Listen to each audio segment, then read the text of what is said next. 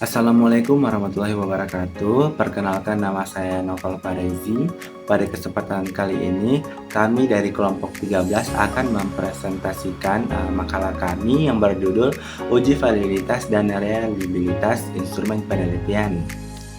Baiklah, langsung saja. Makalah ini membahas tentang uji validitas dan reliabilitas instrumen penelitian, yang merupakan aspek penting untuk memastikan alat ukur dapat menghasilkan data yang akurat dan konsisten tentunya. Validitas itu sendiri mengukur sejauh mana instrumen mengukur apa yang seharusnya diukur, sedangkan reliabilitas mengukur konsistensi hasil pengukuran. Adapun definisi validitas, yang pertama, validitas instrumen adalah kemampuan alat ukur untuk mengukur apa yang seharusnya diukur secara tepat dan akurat, sehingga data yang dihasilkan akan relevan dan dapat dipertanggungjawabkan. Yang kedua, validitas konstruk, yang dimana pengujian validitas konstruk ini dilakukan dengan konsultasi ahli dan uji coba instrumen pada sampel, menggunakan analisis faktor untuk mengkorelasikan skor item instrumen. Selanjutnya kita akan membahas pengujian validitas isi dan eksternal. Yang pertama, validitas isi. Nah, validitas isi ini diuji dengan membandingkan isi instrumen dengan materi pelajaran atau rancangan program yang telah ditetapkan, yaitu dengan menggunakan kisi-kisi instrumen untuk sistematisasi pengujian. Yang kedua, validitas eksternal, yaitu validitas eksternal ini diuji dengan membandingkan kriteria instrumen dengan fakta empiris di lapangan, dan itu memastikan hasil penelitian ini dapat digeneralisasikan ke populasi lain. Baik, selanjutnya pengujian reliabilitas instrumen. Reliabilitas adalah tingkat konsistensi alat ukur yang dapat menghasilkan data yang stabil dan dapat dipercaya pada pengukuran berulang. Pengujian reliabilitas dapat dilakukan secara eksternal dan internal. Selanjutnya ada tes retest. Metode ini menguji konsistensi hasil instrumen dengan menguji cobakan pada responden yang sama dalam dua waktu yang berbeda. Tujuannya adalah untuk mengukur stabilitas instrumen dari waktu ke waktu dengan menghitung kolerasi antar skor pada kedua pengujian. Jika hasilnya menunjukkan kolerasi yang tinggi, ini menandakan bahwa instrumen tersebut menghasilkan data yang stabil dan dapat dipercaya, sehingga dapat digunakan dalam penelitian berulang. Yang kedua ada ekuivalen. Metode ekuivalen menggunakan dua bentuk instrumen yang paralel dan sebanding. Untuk mengukur reliabilitas, kedua bentuk instrumen tersebut diberikan kepada responden yang sama pada waktu yang sama, sehingga hasil kolerasi antara bentuk instrumen dapat dianalisis.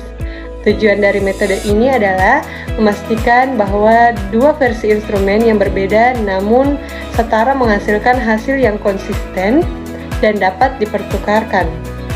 Jika kolerasi skor antara dua bentuk ini tinggi, maka dapat disimpulkan bahwa instrumen tersebut reliable dan konsisten dalam mengukur konstruk yang sama meskipun menggunakan bentuk soal yang berbeda. Baik, selanjutnya ada metode gabungan dan internal konsistensi. Gabungan tes retest dan ekuivalen menguji reliabilitas dengan korelasi silang dari dua instrumen ekuivalen yang diuji dua kali pada responden yang sama. Internal konsistensi, metode ini mengukur konsistensi antar item dalam instrumen yang sama pada satu waktu pengujian, memastikan item tersebut saling berkorelasi dan mengukur konstruk yang sama. Rumus dan metode pengujian internal konsistensi. Yang pertama, Sperman-Brown. Metode ini mengukur konsistensi internal dengan membagi instrumen menjadi dua bagian yang setara dan kemudian menghitung korelasi antar skor kedua bagian tersebut.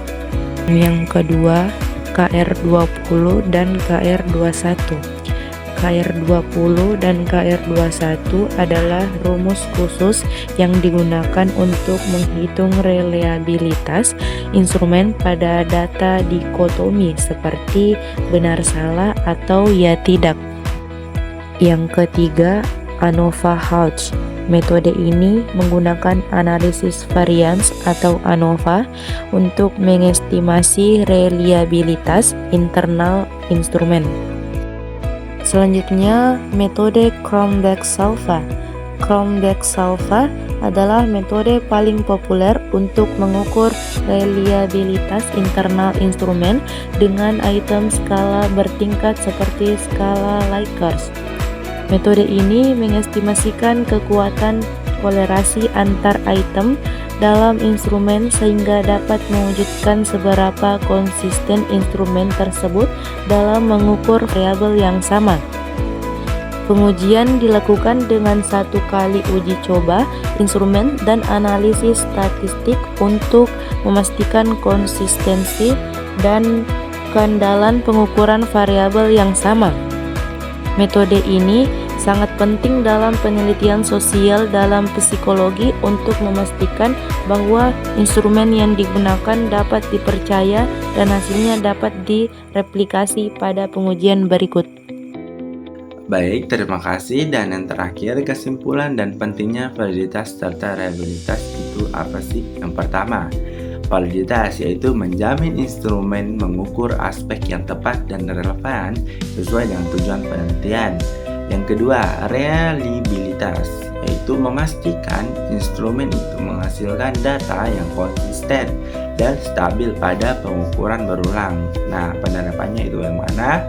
Penerapannya itu ada pengujian valid yang dimana reliabilitas harus dilakukan secara sistematis untuk menghasilkan data penelitian yang dapat dipercaya dan dipertanggungjawabkan.